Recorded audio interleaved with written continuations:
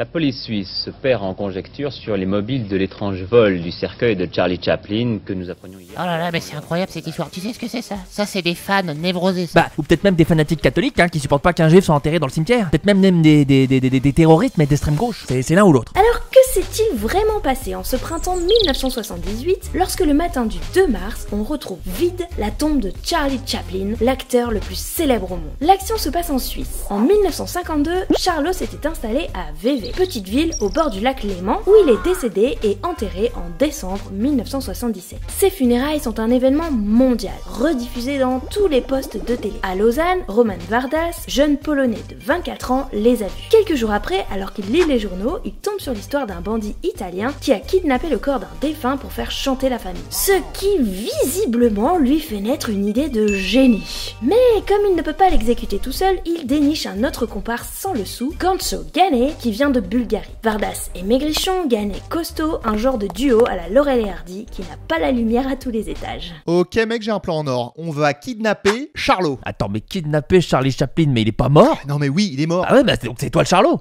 Ok, donc pour cette blague, c'est toi qui devrais être mort. Mais oui, il est mort Charlot, mais on va le déterrer justement. Mais ça sert à quoi d'avoir un otage mort? On peut pas menacer de le tuer. Mais non, mais t'inquiète, c'est une nouvelle technique. La famille, elle file de l'oseille pour récupérer le défunt, et nous, avec l'oseille, on s'achète un garage, mon pote. Oui, car visiblement c'est le projet très ambitieux de Vardas, acheter un garage. Bon, dans la nuit du 1er au 2 mars 1978, les deux larrons mettent à exécution leur plan et vont déterrer le corps de Chaplin au cimetière de Corsier-sur-Vevey. Ça te dit d'aller pêcher un peu?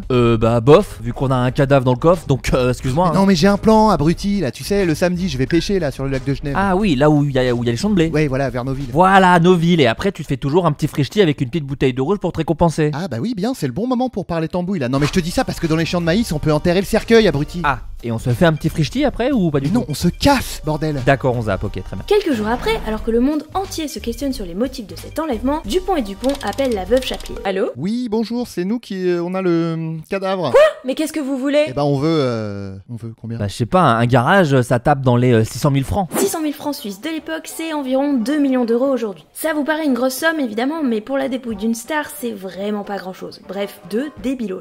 Certainement pas. Elle veut pas. Ok, je pense qu'il faut que tu baisses un peu le prix. Non mais on va pas baisser le prix, c'est Charlot, putain. Ah, discute pas, vas-y. Ok.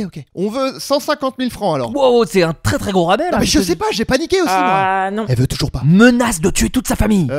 Oui alors vous avez une famille. Eh ben je vais tous les tuer. Voilà. Ok, bon, j'accepte, calmez-vous. Eh ben écoutez, c'est parfait, je vous rappelle le 16 mai à 9h30 pour fixer l'échange. En vérité, c'est un piège. La police a dit à la famille de faire semblant d'accepter pour coincer les deux bougres. Et aussi, en vérité, il y a plein d'autres coups de fil et de négociations, je vous ai tout condensé, hein, mais merde, on a que 3 minutes, ok? Ainsi, le 16 mai, 240 cabines téléphoniques de Lausanne sont sous surveillance et Vardas est attrapé. Au moment d'aller chercher le cercueil, les deux guignols ne sont même pas capables de retrouver exactement son emplacement et la police est obligée d'utiliser un détecteur de métaux. Pour finir, Vardas est condamné à 4 ans et demi de prison, Ganet à 18 mois et Charlot est enterré une deuxième fois sous une dalle de béton de 2 mètres d'épaisseur pour dissuader les kleptozinzins. C'est la fin de cet épisode, s'il vous a plu, n'hésitez pas à le partager pour le booster un max. Avec les Mulu, on a besoin de prendre un petit peu des vacances, alors il n'y aura pas d'épisode animé cet été, mais on se retrouve le premier mercredi du mois de septembre, avec un épisode de retour de vacances donc. Et comme d'habitude, les personnes qui ont fait un don sur Tipeee ou en cliquant sur le bouton rejoindre de la chaîne l'auront un petit peu en avant-première. Un immense merci à vous pour tout le soutien que vous apportez à cette série, ça nous fait beaucoup de bien et très chaud au cœur. Donc on se retrouve à la rentrée, prenez soin de vous d'ici là, et je vous laisse avec les bloopers de nos invités. Ok, j'ai un plan en or. Tu vois Charlot, le mec avec la moustache à Hitler? On va le kidnapper. Menace de tuer son mari. Ah non, attends, ça c'était déjà fait.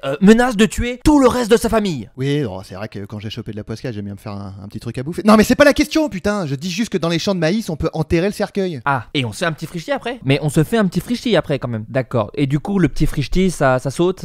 Et au niveau du petit frichti, du coup. Au revoir.